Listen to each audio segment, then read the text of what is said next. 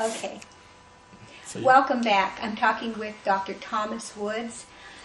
Dr. Woods, in the opening book, this is his book, Nullification, and if you haven't gotten it, you must get it. You can get it on Amazon.com or Barnes & Noble. It's a wonderful book. I love your opening story where you talk about Nancy Pelosi and the reporter who asks her, by what authority, constitutional authority, I guess, can you pass or mandate national health care?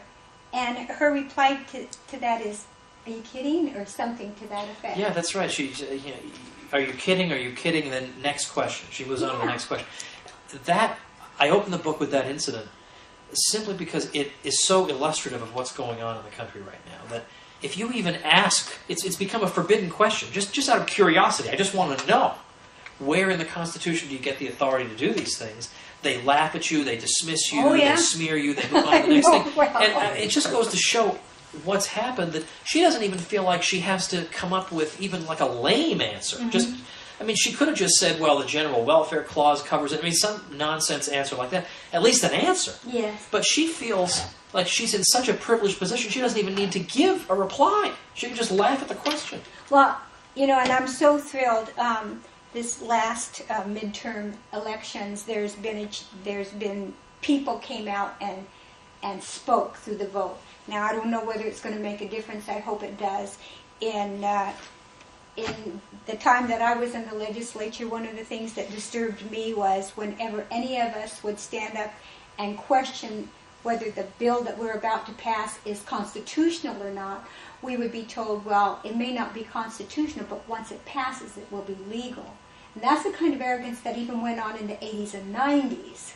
So I'm glad that people are getting involved in the process. Oh, absolutely. And at that point, that if we pass a law, then that makes it constitutional. I mean, could you imagine somebody ratifying the Constitution if there were a principle that we've got to abide by this Constitution, but if we don't, it's just tough luck for you? I mean, who would accept that? And you're talking to the arrogance of politicians. The problem is they know full well that if an average citizen comes and wants to take us to court, take the legislature or the Congress to court, they pay for their attorney plus the government's attorney through their taxes. So it's pretty tough when you're paying both sides. And usually the citizen is claimed not to have standing, and the court will throw out the case. Oh. So it's extremely frustrating, but it should be remembered that one thing that Jefferson and Hamilton could agree on, I mean, Jefferson and Hamilton were at odds a lot, but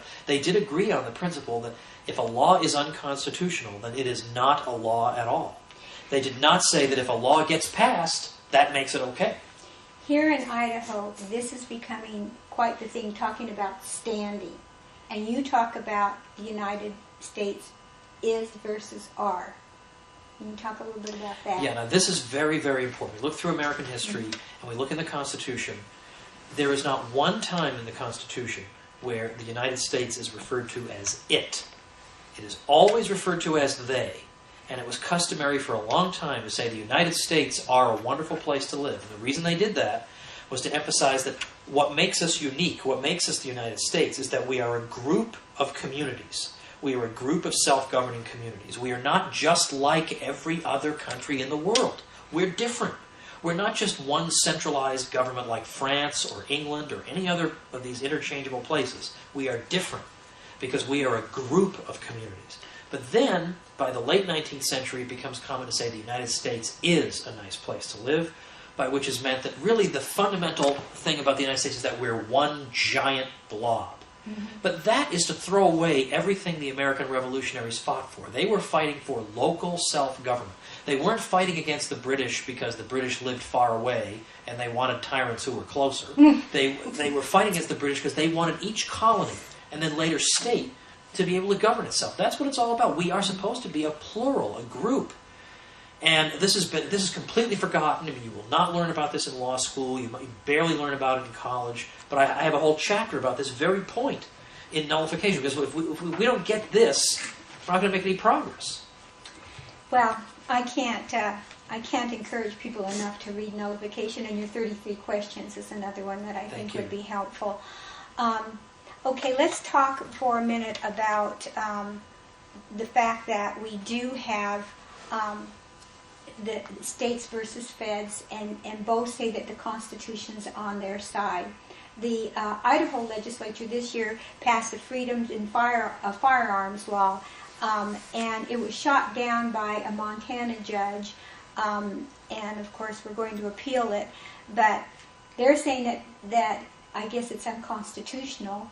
We're saying it is constitutional, and the fact that we have to go to a Supreme Court, where the whole system seems like the fox is standing guard over the hen house. Exactly. Will you speak to that? Yeah. Now, again, Jefferson is very relevant for us today because Jefferson was extremely skeptical that the federal courts were going to be the great upholders of the people's liberties. He says, to the contrary, the federal courts are probably just going to rubber stamp whatever the federal government does. They'll probably spend their time, instead of keeping an eye on the federal government, they'll probably be interfering with perfectly constitutional state laws. And indeed, that is precisely what has happened.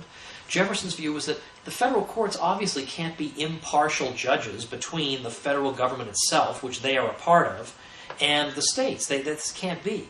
So Jefferson's view is that when you have a situation like this, where the states are saying, we have a power to do X, Y, and Z, the federal government saying, no, we have that power, and there's a dispute, Jefferson thought the answer is not to go to the courts. Because the courts, as I say, are by and large going to side with the federal government. Not always, but just the way it is. Like if you and I are having a dispute, you would not allow me to have my mother be the judge. Because she's going to probably be a little biased. So you don't have the federal courts decide these things. So Jefferson's answer was, well, first, nullification, and just say, look, the states just are not going to allow this to be enforced, period. And there are so many states that aren't going to allow it that there's no point in you even trying. And in fact, Janet Napolitano even said, I think it was earlier this year, no relation to the good judge, that's right, we don't want to implicate him in this, but she said that the reason that the Real ID Act was a failure was because the states refused to go along with it, so this does in fact work. But ultimately Jefferson said if you're really in a pickle, and you really have a dispute between the two sides, you don't let it come to blows, you don't let some federal judge decide it, you let ultimately the sovereigns decide it. The sovereigns in the U.S. are the peoples of the states, the people of Massachusetts, the people of Vermont, the people of California, people of Texas, and they can express their views by their sovereign activity of amending the Constitution to precisely indicate where this power rests. Does it rest with the states or rest with the federal government? Ultimately, it is the people who decide, not some judge. We'll be right back.